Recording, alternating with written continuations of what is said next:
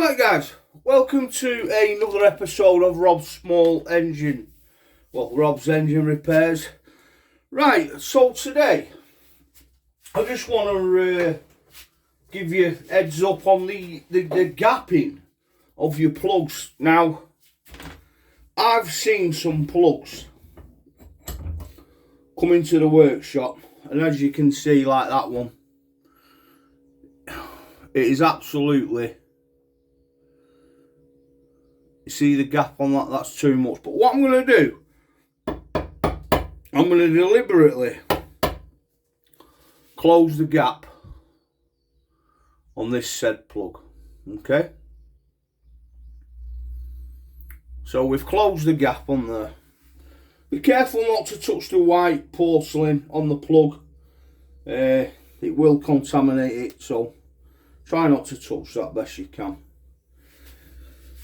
So I've got you guys zoomed in there as much. Let me spin that around for you there. There we go. Right folks, there we go. Is it zooming in okay, that? Yeah.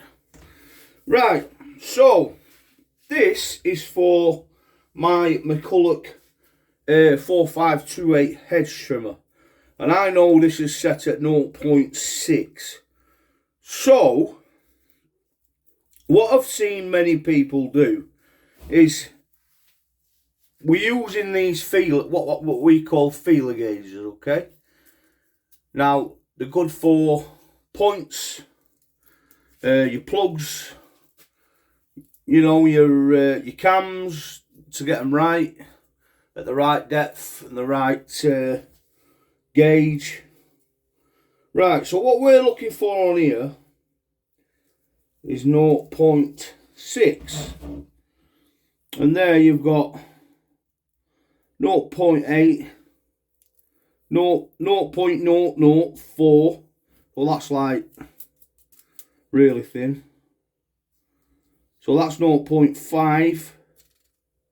Okay. And then we've got 0.6 there, which you can see that's not there.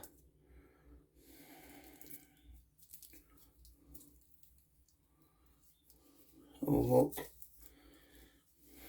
I will find it. That one 0.0, actually, what you want 0.6, what I'm looking for there. 0.63, 0.62, there we go. So we've got 0.6. Let me wipe that off a bit. As you can see there, what if you can see that? 0.6. So what I've seen many people doing on these spark plugs is shoving the feeler gauge in, out and in, and then tapping it down.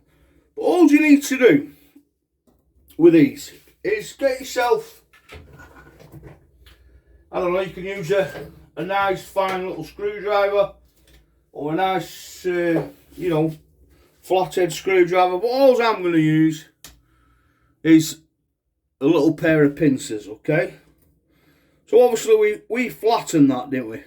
So what I'm going to do is, be careful you don't touch the inner of the spark plug there. You don't want to break it or damage it. So just tighten that up a bit more. There we go. Just move your, there you go. Look, see how that's moving there. Look. So just bend it up a bit. Right. Now try your feeler gauge in there. Now that is not far off, you see. Now that's moving lovely. But all I'm going to do now is I'm going to get the top end with my screwdriver, okay. Now I've seen people do this with hammers. I mean, a little hammer. No, you don't need to do that. So obviously it's loose. So all I want it to be a bit of resistance. So keep your feeler gauge in. There we go. There we go. Now that is set at the right distance where we want it. Now let me show you that, folks. So now that is set at 0.6, okay? You see that? Perfect. So I know that's ready to go, okay? But it's like, again as well, I'll touch up on the conditions of the plugs.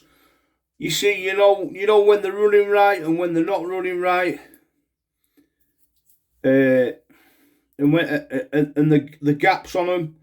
If you're not too sure of what spec the plug is, the gap on the plug, just type your engine in and what you're working on and put it into Google or whatever, and then it will come up the proper spec and the gap of your plug.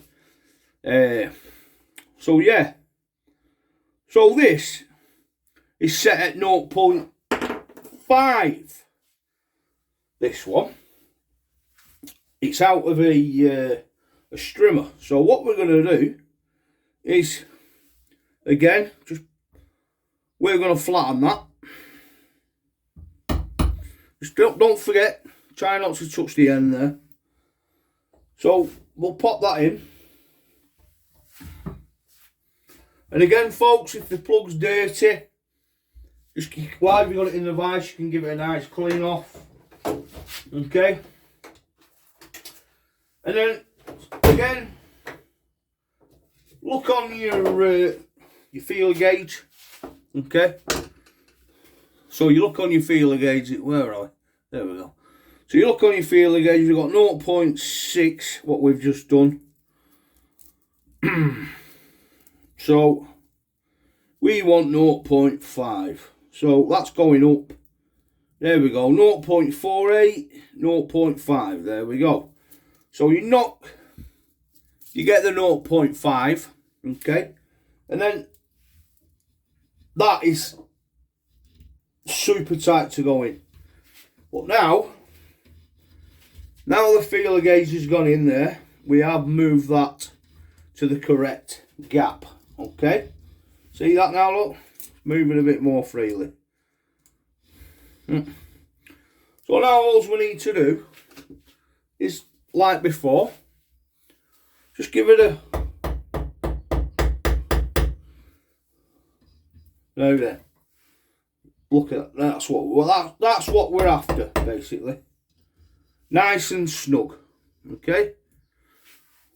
So now that is set at the correct gap of the manufacturer's specification, should I say. So that is where we're going with that. And that is how I, on Rob's Engine Repairs, gap my plugs. And people have got their own different ways, but the reason I've done this video, guys, is because I seen an old video from about 10 years ago when he was tapping it on the head with an hammer. Now, nah, not for me, that one, I think. So I just thought I'd throw it out there into the mix. And that's how I gap plugs. And like I said, if you're not too sure of the spec, just go onto the manufacturer's website and it should tell you one there straight away. So guys, that's just another quick one today. Again, another quick tip. So any questions, guys, just throw them in the comments. Don't forget, if you like the channel, please like, share and subscribe. Let me zoom out for you there. There we go. So yeah, guys, don't forget, if you do like the channel, please don't forget to like, share and subscribe. Head up and have a look at my other videos. And yeah, stay safe.